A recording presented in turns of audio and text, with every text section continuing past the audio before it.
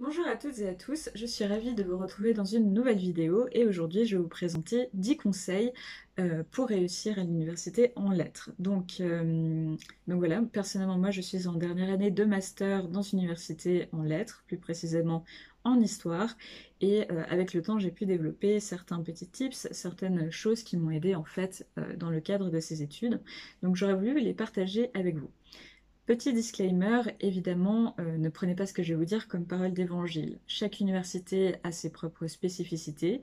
Cela dépend beaucoup de l'université où vous êtes, si vous êtes en fac, si vous êtes en prépa, si vous êtes en France, si vous êtes à l'étranger. Donc évidemment, il ne faut pas prendre tout ce que je vais vous dire au pied à la lettre. Néanmoins, en ayant passé 6 ans à l'université maintenant, même plutôt 7, oh mon Dieu, le temps passe beaucoup trop vite. Euh, Après avoir passé autant de temps à l'université, j'ai appris certaines petites choses qui m'ont vraiment aidé et qui ont surtout aidé aussi des amis à qui j'ai pu conseiller ces mêmes choses. Donc voilà, je voulais les partager avec vous. Je vais toujours regarder un petit peu sur le côté parce que j'ai fait une petite liste des choses parce que voilà, c'est une vidéo un peu moins spontanée que d'habitude. Donc voilà, je voulais juste m'assurer d'avoir toutes les idées que je voulais transmettre en vidéo. Donc voilà, personnellement j'ai fait un parcours entièrement en lettres, j'ai changé plusieurs fois de parcours, j'ai été notamment en études chinoises et aussi en anglais avant de trouver ma voie et d'être maintenant en histoire depuis 5 ans. Et j'ai toujours été une élève, on va dire, dans la moyenne. Jamais forcément la meilleure, mais jamais non plus en échec à l'université. Néanmoins, au début, ça avait été très compliqué de m'acclimater au monde universitaire parce que j'étais habituée, comme tout le monde, à un monde du collège et du lycée où on est beaucoup derrière vous. Et à l'université, ce n'est pas du tout le cas. Mais néanmoins, j'ai eu la chance d'avoir des personnes qui m'ont donné des conseils. Et une partie de ces conseils viennent justement de ces personnes qui m'ont aider à avancer. Donc voilà, je voulais aussi les remercier s'ils passent par là, ils se reconnaîtront. Donc voilà, je vous propose de passer directement avec le premier conseil. Donc le premier conseil, c'est de ne pas paniquer devant la masse de travail qui va arriver très très vite. Vous allez voir que très rapidement, vous allez avoir beaucoup de masse de travail. C'est valable pour une entrée en bachelor, mais c'est aussi valable pour une entrée en master, où là aussi la masse de travail augmente beaucoup. Vous allez vous retrouver les premières semaines avec énormément de choses à retenir. Je pense surtout à celles et ceux qui vont commencer en bachelor. Beaucoup d'informations, beaucoup de choses à comprendre entre le système de l'horaire, le système des salles de classe, chaque prof qui a sa propre méthodologie, beaucoup d'informations. Il faut surtout rester très calme et prendre les choses les unes après les autres et ne pas paniquer. Vous êtes tous et toutes dans le même bateau. Tous vos camarades de promo en sont au même stade que vous. Et une fois que vous vous dites ça, je trouve que ça permet de continuer des études d'une manière beaucoup plus sereine. Parce qu'en fait, étant donné que tout le monde est dans le même bateau, il faut juste avancer. Et vous avancerez en faisant une tâche après l'autre et vous verrez que vous vous en sortirez très très bien. Donc, ne pas paniquer. Tout le monde est dans la même galère et le fait de paniquer en fait serait assez contre-productif. Ensuite, le deuxième conseil, c'est de ne surtout pas hésiter à prendre contact avec les enseignantes et les enseignants si vous avez la moindre question et aussi si vous éprouvez des difficultés à faire certaines choses. Là encore, ça dépend de l'institution dans laquelle vous êtes. Donc je ne peux parler que pour mon vécu, je n'ai pas fait de prépa et j'ai été directement à l'université. Et je suis dans une université qui propose aussi un service de monitorat où en fait des étudiantes et étudiants plus âgés vont pouvoir répondre à vos questions quand vous êtes en première ou deuxième année. Et donc du coup j'ai pu aussi me tourner vers ce type de personnes. Mais en tous les cas, poser des questions, que ce soit directement au prof, mais aussi peut-être à son assistant, s'il a un assistant dans la salle de classe. C'est peut-être moins intimidant d'aller directement poser la question à un assistant, mais n'attendez pas avant de contacter les profs. J'ai remarqué que c'était quelque chose qui pouvait faire très très peur. On a toujours l'impression que notre question est un peu bête ou que peut-être le prof n'a vraiment pas le temps de nous répondre. Ce n'est pas une manière très constructive de réfléchir. Si vous avez une question, il vaut mieux directement régler le problème et pouvoir avancer dans tous vos autres cours, plutôt que de rester bloqué sur cette question et du même coup ne pas pouvoir avancer. Donc vraiment, contactez les profs, contactez les assistants, contactez les moniteurs si par hasard vous en avez, et ça ira très bien. En général, les profs sont très très gentils et n'hésitez pas à prendre du temps pour vous. Si peut-être un mail est un peu trop intimidant, allez les voir directement à la fin du cours.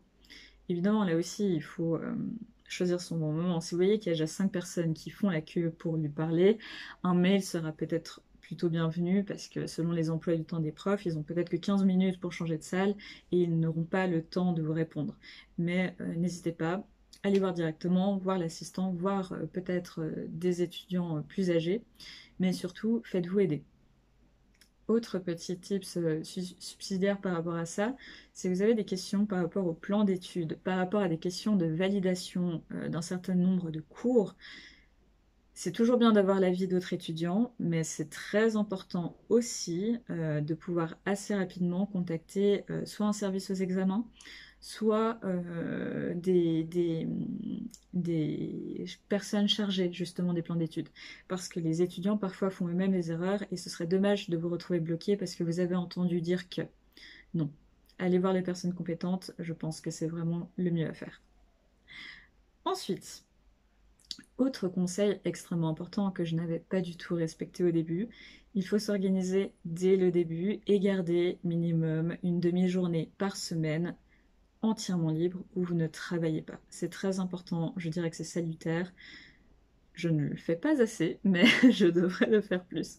Pourquoi? Parce que très très vite, peut-être pas en première année, mais je pense que c'est un conseil qu'il faut se garder pour les années suivantes, très très vite, vous allez vous retrouver dans une masse de cours très intéressante. En général, si vous choisissez lettres, c'est que ce genre de questionnement vous plaise, et vous verrez que très vite, il y a des cours absolument passionnants. Et en fait, le problème, c'est que on va vous demander beaucoup de lecture. Mais vraiment beaucoup, et les lectures, ça prend du temps. Donc si vous ne vous mettez pas des limites, vous risquez de lire tout le temps. Et en fait, ça va juste vous épuiser et vous n'allez rien retenir. Donc le plus important, c'est vraiment de se réserver un temps pour soi chaque semaine. Pour pouvoir vous le réserver, il faut avoir une organisation en béton, c'est-à-dire noter, voilà, le lundi de 8h à 10h, je vais lire Jean Giono, les 2 bouquins que je suis censée lire, et ensuite de 10 à 11, je vais faire ça, etc. etc. C'est très important. Essayez aussi de varier dans votre planning les choses que vous pouvez faire sans beaucoup de réflexion et les choses qui vous en demandent beaucoup. Et par exemple, moi je sais que je suis très mauvaise pour travailler jusqu'à tard dans la nuit parce que très vite je suis fatiguée. Et donc en fait, tout ce qui me demande beaucoup de concentration, je vais le faire tôt le matin. Et ensuite, tout ce qui me demande par exemple de la mise en page ou faire des PowerPoint pour un exposé que je dois faire, eh bien je le ferai plutôt le soir. Donc vraiment, une organisation embêtante pour pouvoir vous garder des moments de vrai repos où vous coupez complètement avec l'université. C'est très très important. Dites-moi en commentaire si une vidéo sur mon organisation pourrait vous intéresser. Je dois avouer que j'ai passé par plusieurs types d'organisation et maintenant j'en ai trouvé une qui me correspond assez bien. Donc voilà, si ça peut vous intéresser, dites-le moi. Ensuite, un conseil qui reprend un petit peu celui que je vous ai proposé avant, mais je trouve que c'est important d'insister dessus parce que finalement pour moi ça a vraiment été la clé de la réussite à l'université, c'est de prendre une tâche à la fois.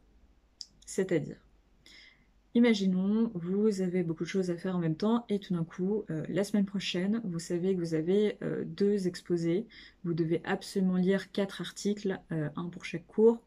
Vous devez encore envoyer 3 mails à des profs pour vous assurer de choses par rapport à des exposés que vous devez faire, et vous devez commencer à penser à ce long travail que vous avez à faire pour un de vos cours.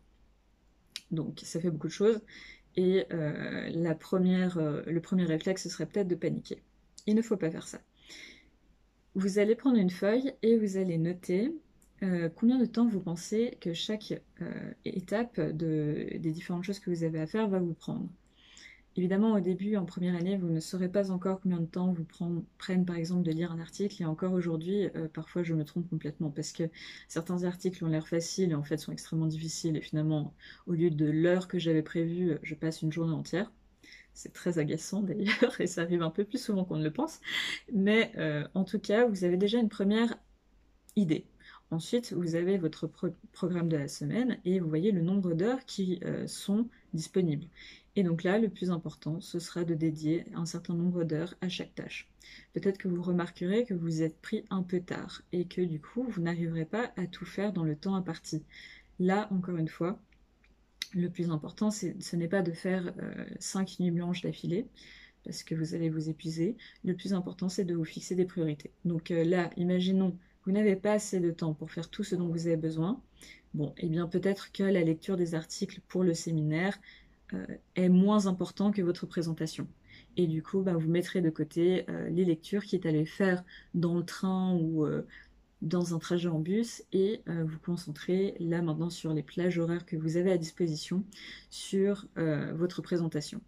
Donc en fait, l'université, au final, c'est une question de choix, parce que vous allez devoir en faire. C'est vraiment le principe un petit peu de l'université, c'est de vous apprendre à travailler sous la pression, en fait, et de vous dire, voilà, vous avez un certain nombre de tâches. Vu que les sciences humaines sont des domaines tellement vastes, vous pourriez toujours faire mieux, mais maintenant, il faut pouvoir gérer à la fois le stress, votre vie privée et l'université. Donc voilà, une chose à la fois, vous éparpillerez moins. Si vous vous mettez vraiment des plages horaires, ce sera beaucoup plus calme dans votre esprit et ça vous permettra de travailler bien plus efficacement. Ensuite, un autre conseil que je pense qu'on vous donnera le premier jour de l'université et qu'on vous redonnera globalement tous les 3 jours, mais il est important, lisez beaucoup. Quand je dis lire beaucoup, évidemment, lisez ce qu'on vous demande de lire. Déjà, c'est vraiment le minimum, c'est absolument nécessaire. Vous ne pouvez pas, vous ne pourrez juste pas faire tout votre bachelor sans lire les différentes choses qu'on vous demande. Ou alors, vraiment, vous êtes assez exceptionnel et je vous félicite, mais en fait, les lectures vont vous permettre déjà de développer vos capacités à écrire des articles et à comprendre comment écrire de bonnes dissertations et de bons articles pour l'université. Ça vous donnera aussi une culture générale très importante de par les différents chercheurs qui seront cités, mais aussi de par les sujets même des articles. Si on vous demande de lire quelque chose, ce n'est pas pour faire joli, c'est qu'il y a une raison. Donc voilà, lisez beaucoup, mais surtout aussi lisez beaucoup à côté. Par exemple, bon, moi je suis en histoire, mais quand je passe dans une librairie et que je vois un rayon histoire, je m'arrête toujours devant et je me dis, ok, qu'est-ce qui pourrait m'intéresser? Et je lis un livre. Pas forcément tous les mois, mais j'essaye au moins d'en lire quelques-uns par année qui vraiment m'intéressent et qui n'ont pas de lien direct avec mes cours. Vous verrez que très vite, vous allez vous sentir rassuré. Pourquoi? Parce que vous aurez cette culture qui vous manque et c'est normal, moi elle me manque aussi. Mais en fait, petit à petit, vous allez comprendre que, ah tiens, tel prof a parlé de cette personne, mais je la connais parce que je crois que j'ai vu son livre à la bibliothèque. Et ah tiens, cette personne parle de cette personne-là et en fait, je l'ai lu. J'ai lu au moins le résumé dans une librairie. Et vous verrez que c'est extrêmement, extrêmement salutaire. Donc, c'est quelque chose à ne pas négliger. L'autre conseil qui est aussi en lien, c'est le fait que la bibliothèque est votre meilleur ami. Les bibliothèques universitaires sont vraiment des endroits merveilleux pour toutes sortes de raisons. Déjà parce que il y a des livres, donc c'est merveilleux, mais outre ça, c'est vraiment un outil de travail très important. Par exemple, quand vous allez chercher un livre dont vous avez besoin à la bibliothèque, regardez toujours les autres livres qui sont sur la même étagère. On ne sait jamais, on peut trouver vraiment des trouvailles assez incroyables et je peux vous assurer que ça a sauvé plusieurs de mes exposés. Vraiment, faites tout le temps ça, ça ne vous coûte rien, peut-être 2 minutes et vous ne savez jamais sur quoi vous allez tomber. Tellement de livres sont sortis, c'est toujours intéressant de jeter un petit coup d'œil. Un autre conseil qui, je pense, est extrêmement important et sur lequel on ne revient pas assez, c'est le fait de ne pas être influencé par les autres. Vous n'avez pas besoin du dernier Mac. Sauf si le dernier Mac vous fait plaisir. Mais techniquement, vous n'en avez pas besoin. Ce dont vous avez besoin, c'est un ordinateur, même pas très bon, hein. Vous pouvez très très bien prendre un ordinateur d'entrée de gamme. Vous avez besoin de papier et vous avez besoin d'un stylo et d'un stabilo. C'est tout. Tout ce qui est au-delà, quelque part, c'est du gadget. Évidemment, moi j'ai par exemple un Mac parce que je les trouve très jolis, je les trouve très rapides aussi. Donc évidemment, si c'est quelque chose qui vous fait plaisir, n'hésitez pas. Néanmoins, si vous avez des petits soucis financiers parce que vous êtes étudiant, vous pouvez très très bien suivre des études et réussir brillamment sans tous ces petits gadgets. Si vous voulez vraiment investir votre argent quelque part et que vous n'avez pas beaucoup de moyens, je vous conseille plutôt d'investir dans une chaise de bureau pour éviter des problèmes de dos futurs, parce que vous allez passer beaucoup de temps à votre bureau, et une souris aussi ergonomique pour éviter d'avoir une mauvaise position, parce que quand vous êtes sur des ordinateurs portables, ce qui sera certainement votre cas parce que c'est très pratique à amener en amphi, vous risquez d'être tout le temps comme ça, et en fait c'est très très mauvais pour les poignets, et si vous les sentez pas franchement à la fin du master, parfois vous sentez que c'est un petit peu douloureux. Donc voilà, ce seraient les deux choses que je vous dirais, oui effectivement, si vous avez envie d'investir, investissez. Mais après le reste, il faut aussi vous rendre compte que à l'université, vous êtes beaucoup. Personne ne va vraiment s'intéresser au fait que vous avez un nouveau Mac ou quoi que ce soit. Moi, je ne saurais pas vraiment vous dire ce qu'ont mes camarades, mais je sais que beaucoup n'ont pas de Mac. Mais voilà, je sais que quand je suis rentrée à l'université, je me suis sentie un peu obligée d'acheter un Mac parce que tout le monde en avait un. Mais franchement, c'est absolument pas nécessaire. Autre point qui, de nouveau, est en rapport avec le précédent, ne vous comparez jamais aux autres. Vous trouverez toujours mieux que vous, dans le sens ce que vous estimez être mieux de vous, parce qu'en fait personne n'est mieux que personne, on est bien d'accord, mais vous trouverez toujours plus intelligent selon vous, vous trouverez toujours mieux organisé selon vous, mais en fait les gens présentent ce qu'ils ont envie que vous voyez. On est tous dans le même bateau à l'université, et chaque parcours est très différent, surtout en lettres, où en fait vous allez vite vous rendre compte que les parcours sont quand même très très individualisés. Donc surtout, je vous en supplie, ne vous comparez pas aux autres, ça ne sert à rien. Soyez simplement attentif à ce que font les autres, parce que ça peut être intéressant si vous voyez que telle ou telle personne prend tel ou tel séminaire parce qu'il a entendu que la prof était merveilleuse, et bien évidemment vous pouvez vous inspirer, mais n'essayez jamais de vous comparer aux autres, c'est juste contre-productif. L'université, c'est un investissement que vous faites sur vous-même, parce que vous avez envie de faire des études qui vous intéressent. Ça n'a rien à voir avec les autres. Et vous verrez que vos études seront beaucoup plus tranquilles et beaucoup plus agréables en pensant de cette manière. Ensuite, je vous propose un autre conseil, c'est celui de tenir un cahier des lectures que les profs vous conseillent. Donc moi j'en ai un, où en fait je note à chaque fois qu'un prof donne le titre d'un ouvrage qu'il nous conseille. Donc par exemple, dernièrement on m'a proposé... évidemment, c'est dans ce genre de moment que vous ne vous souvenez pas, mais en tout cas, on m'a proposé un ouvrage et on me l'avait déjà proposé plusieurs fois. Eh bien, je pense que c'est un futur achat, parce que si les profs vous conseillent quelque chose, de nouveau, c'est jamais gratuit. Donc évidemment, il faut vous intéresser au sujet, même si c'est simplement lire le résumé, ce que je fais la plupart du temps parce que je n'ai pas des semaines à rallonge et que je n'ai pas le temps de lire tout ce qu'on me propose, mais simplement lire les résumés, vous aurez déjà une idée des principaux éléments dont parle cet ouvrage, et c'est toujours très intéressant. Donc gardez toujours un petit carnet, ça ne prend pas beaucoup de place dans un sac de cours, et c'est toujours très efficace. Ensuite, tenez aussi, ça c'est un conseil bonus, donc ça ferait 11 conseils, donc pas 10, mais tenez toujours un petit carnet de vocabulaire, parce que dans le monde des lettres, il y a beaucoup de mots que vous ne connaîtrez pas, moi il y a encore des mots sur lesquels je bute, et avoir un petit carnet de vocabulaire où vous notez la définition des mots, ça vous permettra en fait d'enrichir votre vocabulaire très facilement, et c'est vraiment très utile. Et bienvenue. Et en rapport à ça, tenez aussi un journal des lectures que vous faites, parce qu'en fait, vous verrez qu'elles seront souvent très utiles pour d'autres cours. Donc là, il y a plusieurs écoles. Certaines personnes ont un cahier où elles notent à chaque fois la référence de l'article qu'elles lisent et elles résument en quelques mots les idées principales. D'autres font sur Word au fur et à mesure de leur recherche. Personnellement, j'ai un peu les deux systèmes. Tout se vaut, mais il faut juste garder trace en fait de ce que vous lisez. Vous pouvez aussi noter dans la marge des articles, si vous les imprimez, ça c'est quelque chose que je fais beaucoup, ça marche très très bien. Donc voilà, c'est la fin de mes conseils, j'espère qu'ils vous ont plu. N'hésitez pas à en mettre en commentaire aussi si vous avez d'autres conseils pour les faire partager. Dites-moi ce que vous pensez de ces conseils, si vous comptez en appliquer certains ou si au contraire vous avez prévu une autre manière de vous organiser. Rappelez-vous encore une fois que l'université c'est un parcours très très très personnel, donc je vous offre des conseils, mais évidemment, il ne faut pas tout prendre au pied de la lettre et il faut aussi laisser de la place pour faire votre expérience en fait à l'université. Mais donc voilà, j'espère que cette vidéo vous a plu. N'hésitez pas à laisser un pouce en l'air, à vous abonner et à mettre un commentaire si la vidéo vous a plu. Et je vous dis à bientôt pour une nouvelle vidéo. Ciao ciao!